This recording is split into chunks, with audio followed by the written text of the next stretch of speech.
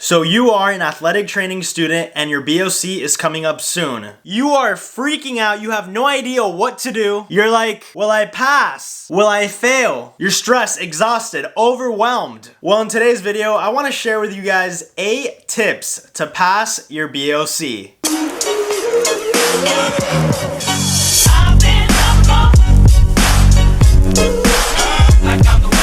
Hey guys, what's up? It's Danny. Guys, trust me, I know what it's like. Last semester before graduating, my only worry was the BOC. If for some reason you're watching this and you have no idea what the BOC is, the BOC stands for Board of Certification. Basically, it's an exam that you have to pass if you want to become a certified athletic trainer. Just like every other athletic training student in the world, when I first heard about the BOC and I kind of started studying and looking over it, yes, I was freaking out. But I did get it together and I passed on my first attempt.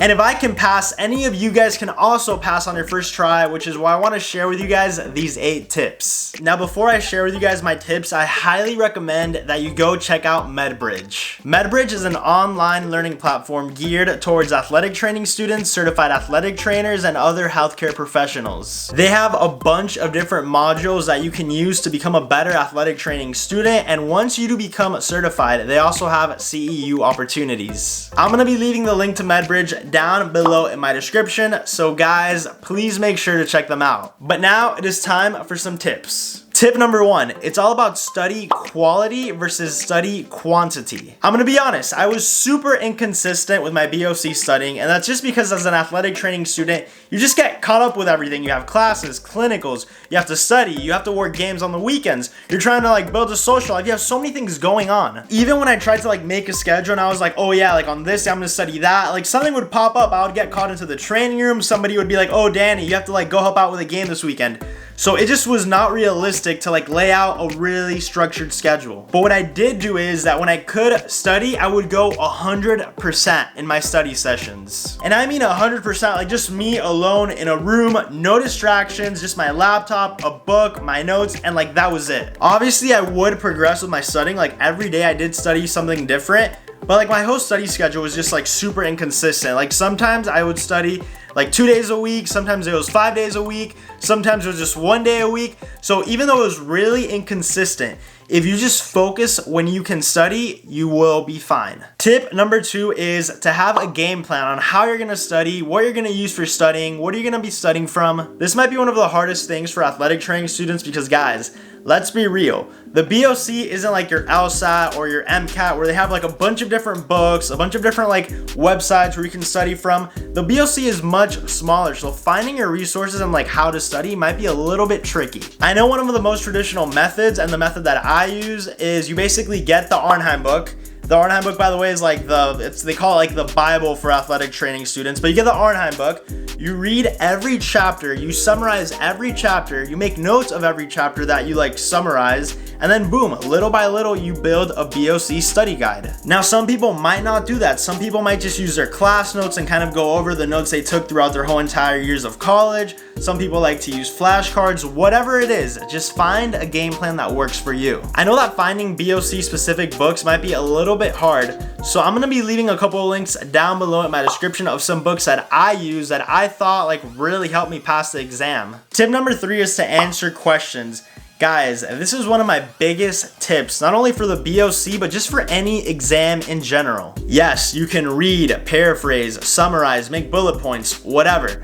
But if you don't answer any questions, how do you know that you're actually learning the information and not just looking at it? Studying by just reading notes is a very passive process, and your brain kind of doesn't feel pumped up. But if you start answering questions, if you start recalling information from something you read, then that's very active, and it just kind of reassures that you know something. What I did is that for every chapter summary, I would come up with 10 questions. So I would do my summary, then read it, then do 10 questions. I would read my summary, and then at the very end, I would answer those 10 questions without looking at the summary. I know that the BOC also offers practice exams that are really good because I think that they tell you what domains you're the strongest in, and that could really help you out. You can also ask your professor for any old class exam, quizzes, assignments, just anything. But the point is, try to answer as many questions as possible That way, when you're answering questions on the actual exam, you're not too scared about them. Tip number 4 is to know the basics. Guys, straight up, if there are 3 basic things that you should know before taking the BOC, they are your anatomy, your mechanism of injuries, and treatments. For anatomy, you have to learn your bones, your joints, your muscles, origin, insertion, innervation, action, myotomes, dermatomes, cranial nerves. You just have to know them. For mechanism of injury, you don't have to know like the exact details of every single little injury, but you do have to know the basic mechanisms, like what's the difference between a sprain and a strain. Things like that, you just have to know. Think about it. If you know the basics of the mechanisms, you're set for a lot of questions. For example, if you know like the mechanism of a muscle strain, and then you get like 10 different questions about strains to different body parts, you already know what a strain is. So all you have to do is apply it to different body parts and you're set. When it comes to treatment, you have to know kind of like the basic of your treatment options. Like what's the difference? When would you use thermotherapy versus when you would use cryotherapy? Think about different modalities, stim, ultrasound, laser, the whirlpool. Just know the basics of each one and how you would use them to treat somebody with a certain injury. Guys, trust me, these basics are just the foundation for athletic training and the exam. If you know like the basics really well, you'll be ready to handle pretty much any question that comes at you. Tip number 5, and I know that this might sound counterintuitive, but guys, don't memorize every single injury. This is a huge mistake that a lot of people do. They like to sit down and literally try to memorize every single injury, and I mean like super detailed of the human body, all the way from head to toe, like every little thing, like just go over it super specific. Guys, it's just not realistic. There are just hundreds of different injuries with a lot of different mechanisms, but you don't have to know every single injury for the exam. What I did, and it worked really well, is that I would group injuries by body part and type of injury. So let's say I'm studying for lower extremity. I would divide it into muscle strains, sprains, and then deformities. For muscle strains, I knew what a strain was. Every strain has a very similar mechanism. So I would just put like the muscles in the lower extremity that could possibly get strained, and then at the top I would put like the main ones because those are the ones that they're likely gonna ask since they're the most common. Same thing for sprains. Sprains are very common, so I would just put the main sprains or tears that you would see in the lower extremity, like an ACL tear or an MCL tear. And then for deformities, I would put things like genu varis, genu valgum, just your basic deformities. But you guys get the idea. Divided by body regions, and then just put in like the common injuries for each injury type, and trust me, it will become so much easier and it'll be a lot better than trying to like study every single detailed injury. Tip number 6 is to use your experiences to your advantage. I know I kind of briefly mentioned it, but if you get like a scenario based question and you have like no idea how to answer it, just think to yourself, what would you do? Like, what have you seen? I think sometimes a struggle for every athletic training student is connecting like the classroom knowledge to the clinical knowledge and like putting it all together. Obviously you learn more information in class, but you really see a lot more in clinicals. For some questions, legit, just picture yourself in the training room. Think like what you would do to like a certain athlete. What have you done to the past with a certain athlete or patient? What have you seen somebody do with a certain athlete or patient?